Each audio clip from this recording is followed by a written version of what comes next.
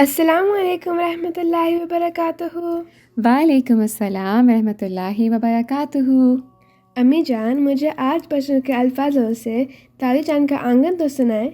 جی، آج دادی جان کی آنگن میں ہے جو کہانی، اس کا عنوان ہے ایک اچھا احمدی طفل۔ محمود میاں کی 7ویں سالگرہ گزرے چند روز ہو چکے تھے۔ منتظم صاحب اطفال اور سیکرٹری تجنید اور سائق گھر آئے تھے۔ امی جان، سائق کیا ہوتا ہے؟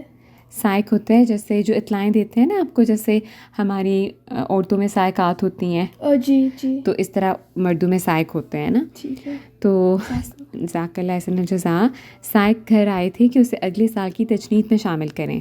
تو سائق نے اتوار کو اطفال الاحمدیہ کے 10 نومبر کو ہونے والے پہلے اجلاس کی اطلاع بھی دی۔ وہ بہت پرجوش نظر آ رہا تھا کہ اب احمد بھائی کے ساتھ وہ بھی اجلاس میں باقاعدہ شامل ہوگا۔ پہلے کبھی کبھی وہ ساتھ لے جاتے تھے، لیکن اب تو اسے لازمی جانا ہوگا۔ رات کے کھانے پر وہ احمد کو کہہ رہا تھا کہ اب میں بھی مقابلوں میں حصہ لوں گا۔ تو آگے سے احمد جو تھا نا، جو اسے تنگ کرنے کی موڈ میں تھا، کہنے لگا ناظم صاحب بہت سخت ہیں اور بہت سارا سبق یاد کرنے کے لیے دیتے ہیں، اور یاد نہ کرنے والے کو سزا بھی دیتے ہیں۔ تو دادی جان جو ان دونوں کی گفتگو کھانا کھانے کے ساتھ ساتھ بغور سن رہی تھیں، انہوں نے فوراً احمد کو اس غلط بات پر ٹوکا۔ احمد بیٹا، غلط بات نہیں کرتے ہیں، آپ کے ناظم صاحب تو بہت اچھے انسان ہیں۔ جیسے صدف آپ کو بازو کا تنگ کرتی ہے نا، اس طرح وہ بھی تنگ کر رہا تھا اپنے بھائی کو۔ تو وہ دادی جان کہتی ہیں کہ یہ بہت غلط بات ہے، تو ناظم صاحب تو بہت اچھے انسان ہیں اور بچوں سے بہت پیار کرتے ہیں، تو آپ محمود کو کیوں ڈرا رہے ہو؟ تو پھر احمد جو تھا نا، وہ مسکراتے ہوئے کہتا کہ معذرت دادی جان، میں محمود کی ٹانگ کھینچنا چاہ رہا تھا۔ ٹانگ، اس کا پتہ کیا مطلب ہوتا ہے؟ جی، جب آپ کو دل کراتا ٹانگ کرنے کا۔ ہاں جی۔ تو محمود کہتا ہے آگے سے، نہیں دادی جان، بھائی نے ٹانگ نہیں کھینچی۔ تو یہ کہتے کہ پھر دادی جان کہتی ہیں کہ یہ ایک محاورہ ہے، یعنی وہ آپ کو تنگ کرنا چاہ رہے تھے۔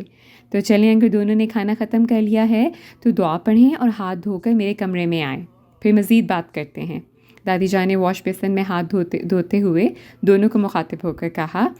تو آگے سے دونوں کہتے جی دادی جان۔ احمد اور محمود بیک وقت بولے۔ تو چند ہی لمحوں بعد وہ دونوں دادی جان کے ساتھ بیڈ پر بیٹھ چکے تھے۔ تو دادی جان پھر آگے سے کہتی ہیں کہ ہاں جی محمود میاں، ماشاء اللہ آپ خوش تو بہت نظر آ رہے ہیں، یہ اچھی بات ہے، مگر کیا آپ کو معلوم ہے کہ 7 سال کی عمر میں اطفال الاحمدیہ میں کیوں شامل کیا جاتا ہے؟ دانیہ، لڑکیوں میں کون سی ہوتی ہے تنظیم 7 سال کی؟ ہبہ جو ہے وہ کیا ہوئی ہے اب؟ ناصرات۔ ہاں جی، ناصرات میں۔ تو بچوں میں، لڑکوں میں جو ہے وہ اطفال ہوتے ہیں اور بچیوں میں ناصرات ہوتی ہیں۔ تو احمد آگے سے کہتا ہے جی ہاں دادی جان، جب میں 7 سال کا ہوا تھا تو آپ نے بتایا تھا کہ ایک مسلمان بچہ جب 7 سال کا ہوتا ہے تو اس کے لیے نماز پڑھنا اور سیکھنا ضروری ہو جاتا ہے، اور جب وہ 10 سال کا ہوتا ہے تو نماز فرض ہو جاتی ہے، جی، اور امی ابو سختی بھی کر سکتے ہیں۔ تو پھر دادی جان آگے سے کہتی ہیں جی ہاں، شاباش احمد بیٹا، محمود آپ کو اب بہت ذمہ دار طفل بننا ہوگا۔ جی۔ تو محمود آگے سے کہتے ہیں وہ کیسے؟ تو دادی جان آگے سے کہتی ہیں وہ ایسے کہ جیسے آپ اسکول جاتے ہیں تو وہاں مختلف مضامین پڑھنے کے ساتھ ساتھ آپ ورزشی مقابلہ جات اور دیگر غیر نصابی سرگرمیوں میں بھی حصہ لیتے ہیں۔ جی۔ تو اسی طرح اطفال الاحمدیہ میں آپ کو پتہ ہے غیر نصابی سرگرمیاں کیا ہوتی ہیں؟ لائک جو اسپورٹس ایکسٹرا کریکولر ایکٹیویٹیز، جی۔ تو اسی طرح اطفال الاحمدیہ میں بچوں کے دینی علم کو بڑھانے کے لیے ایک نصاب مقرر ہے جسے یاد کرنا ہوتا ہے۔ اس کے علاوہ یہاں پہ بھی ورزشی مقابلہ جات اور دیگر غیر نصابی سرگرمیاں بھی کروائی جاتی ہیں، جن کا مقصد بچوں کو صحت مند بنانا اور ان میں خود اعتمادی پیدا کرنے کے ساتھ ساتھ ان کے دینی علم کو بھی بڑھانا ہے۔ ٹھیک ہے، خود اعتمادی کیا ہوتا ہے؟ پتہ نہیں۔ جیسے بی کانفیڈنٹ بنانا نا، آپ کے اندر کانفیڈنس آئے، جی۔ تو جن کا مقصد بچوں کو صحت مند بنانا اور ان میں خود اعتمادی پیدا کرنے کے ساتھ ساتھ ان کے دینی علم کو بھی بڑھانا ہے۔ اور بھی بہت سے اچھے کام ہیں جو کہ اب آپ کو باقاعدگی سے کرنے ہوں گے، ٹھیک ہے۔ تو محمود آگے سے کہتا ہے کہ دادی جان مجھے تو نصاب وقف نو یاد ہے، اس کا مطلب کہ وہ وقف نو کی بھی تنظیم میں شامل ہوگا نا، تو میں نے نماز بھی یاد کر لی ہے۔ تو دادی جان کہتی ہیں آگے سے جی ان سب چیزوں کا امتحان بھی تو ہونا ہے نا، جی. تو جیسے اب آپ کے ناصرات کا ایگزام ہوتا ہے نا، ہر کوارٹرلی ایگزام ہوتے ہیں جی. فائنل ہوتے ہیں. تو اسی طرح آگے سے فال چکے جو بچے ہوتے ہیں ان کا بھی ہوتا ہوگا نا. تو وہ کہتی ہیں کہ اب آپ کو اور بھی بہت کچھ سکھائیں گے. تو محمود آگے سے کہتا ہے دادی جان یہ غیر نصابی سرگرمیاں کیا ہوتی ہیں؟ ٹھیک ہے، جیسے آپ نے آپ کو بتا رہی تھی نا آپ. تو دادی جان آگے سے کہتی ہیں سرگرمی کہتے ہیں ایکٹیویٹی کو. مطلب یہ کہ ایسی ایکٹیویٹی جو کہ کورس میں شامل نہ ہو، جیسے تقریری جی بالکل. تو جیسے تقریری مقابلہ، تلاوت، اذان، نظم پڑھنا اور گیمز میں حصہ لینا وغیرہ نا. تو محمود آگے سے کہتے ہیں دادی جان میرا ایک سوال ہے، میں بہت اچھا طفل بننا چاہتا ہوں، اس کے لیے مجھے کیا کرنا چاہیے؟ تو دادی جان آگے سے کہتی ہیں کہ حضور انور ایت اللہ تعالیٰ بنصر العزیز نے اس بارے میں فرمایا تھا کہ نماز پڑھو، اللہ میاں سے دعا کرو کہ اللہ تعالیٰ آپ کو اچھا بچہ بنائے، اچھا طفل بنائے، اچھا انسان بنائے. پڑھائی کرو، ماں باپ کا کہنا مانو، دوسرے بچوں سے لڑائی نہیں کرو، ان سے اچھے اخلاق سے پیش آؤ، اچھی زبان استعمال کرتے رہو. ٹھیک ہے، اچھے اخلاق جیسے جو اچھے مورل ہوتے ہیں نا آپ کا، اچھے اخلاق ہیں تو تم اچھے بچے ہو، اچھے طفل ہو، ہے نا. یہی اچھے طفل کی خصوصیات ہیں. پھر آپ اپنا خصوصیات کا پتہ ہے نا آپ کو کہ خوبیاں جسے کہتے ہیں نا، کریکٹرسٹکس جو ہوتی ہیں نا. تو پھر آپ اپنا چندہ بھی اپنے جیب خرچ سے ادا کریں. چند دن پہلے میں نے تحریک جدید کے متعلق آپ کو احمدی بچوں کے واقعات سنائے تھے نا، یہ دادی جان کہہ رہی ہیں نا. تو محمود آگے سے کہتے ہیں جی ہاں. دادی جان پھر کہتی ہیں کہ وقف جدید کا سال بھی ختم ہونے والا ہے. دانیہ اب یہ سنیں ذرا. حضرت خلیفۃ المسیح ثالث رحمہ اللہ نے بچوں کے لیے دفتر اطفال قائم فرمایا تھا. یہ اس کا مطلب کہ کس نے شروع کیا تھا؟ حضرت خلیفۃ المسیح ثالث رحمہ اللہ تعالیٰ نے. کیا نام ہے؟ نہیں، حضرت خلیفۃ المسیح ثالث جو ہے ان کا نام کیا تھا؟ حضرت مرزا ناصر احمد. جی بالکل. تو اور احمدی بچوں سے توقع کی تھی کہ وہ اپنے جیب خرچ سے چندہ ادا کریں.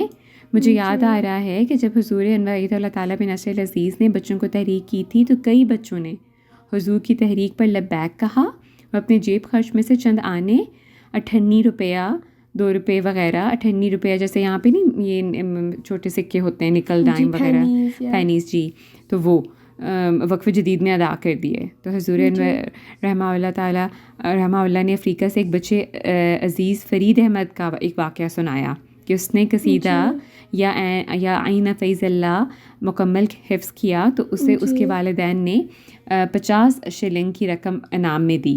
یہ جی افریقہ میں ہوں گے نا، جیسے یہاں پہ نہیں ڈالر ہوتی ہے وہ کہتے ہیں، تو وہاں پہ 50 شلنگ کی رقم انعام میں دی.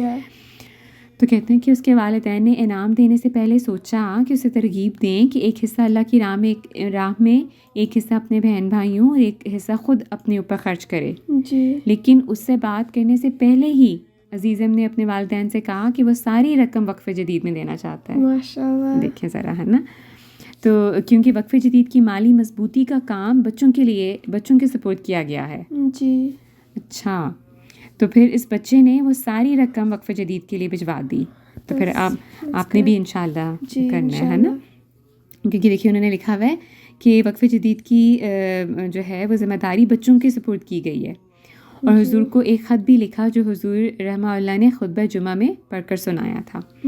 تو یہ لکھا ہوا ہے کہ خطبہ جمعہ 29 ستمبر اور 1966 یہ جو اس کا حوالہ ہے. تو پھر احمد کہتے ہیں آگے سے وہ چائے والا واقعہ بھی پھر سنائے نا. تو دادی جان کہتی ہیں چلو میں آپ کو جلسہ کے حوالے سے ہی ایک انتہائی دلچسپ واقعہ سناتی ہوں. یہ حضرت خلیفۃ المسیح ثالث رحمہ اللہ کے بچپن کا واقعہ ہے. ایک بار انہیں افسر جلسہ سالانہ حضرت میر محمد اسحاق صاحب رضی اللہ تعالیٰ عنہ نے مدرسہ احمدیہ میں بھیجا تاکہ پتہ چلایا جا سکے کہ سب کارکنوں کو چائے مل گئی ہے کہ نہیں. اس وقت جلسے کے دنوں میں کارکنان کو رات کو 9-10 بجے کے قریب چائے تقسیم کی جاتی تھی. اب ایسا اتفاق ہوا کہ جس کارکن کو چائے ملی وہ نسبتاً چھوٹی عمر کا لڑکا تھا.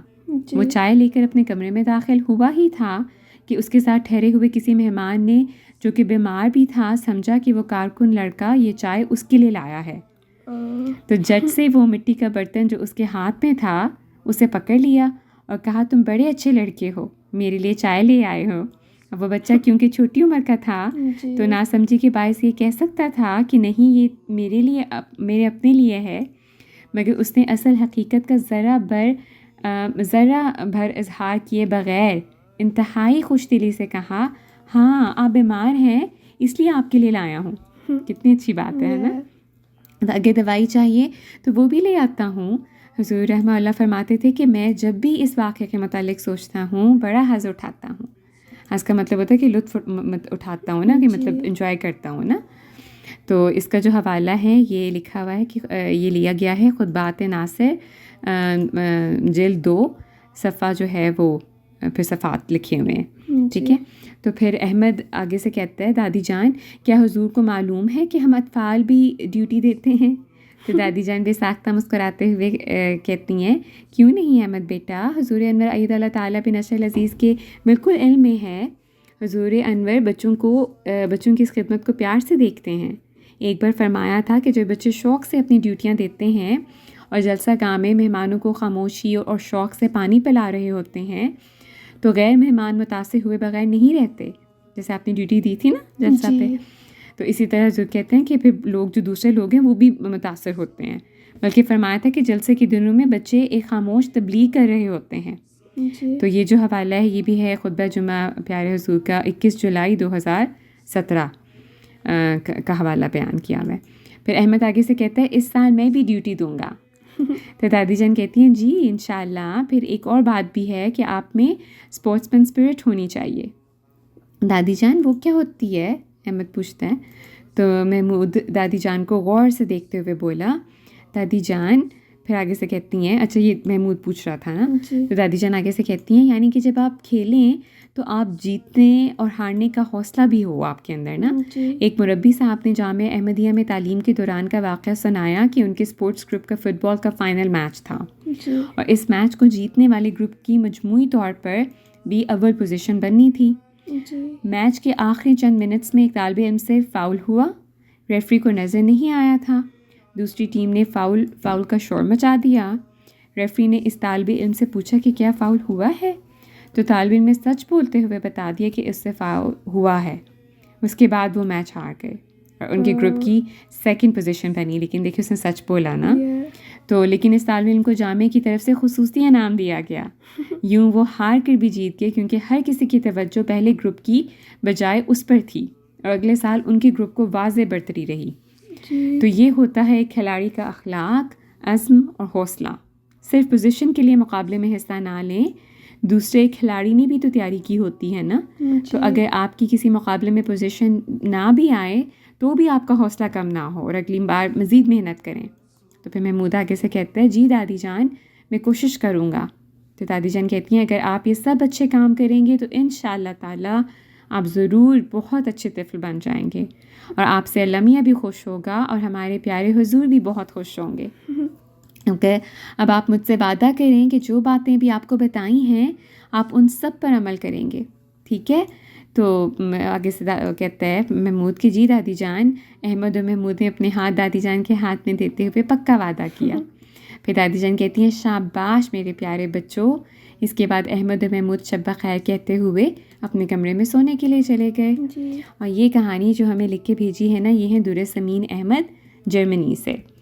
تو اب آپ مجھے یہ بتائیں کہ آپ کو کیا سمجھ لگی ہے اس کہانی سے؟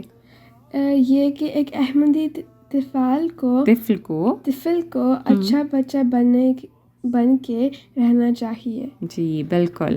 تو یہ تو تھا سیلف کانفیڈنس ہونی چاہیے. جی بالکل. تو یہ تھا آج کے شمارے کا دادی جان کا آنگن. جزاک اللہ سنانے کے لیے. جزاکم اللہ و احسن الجزاء.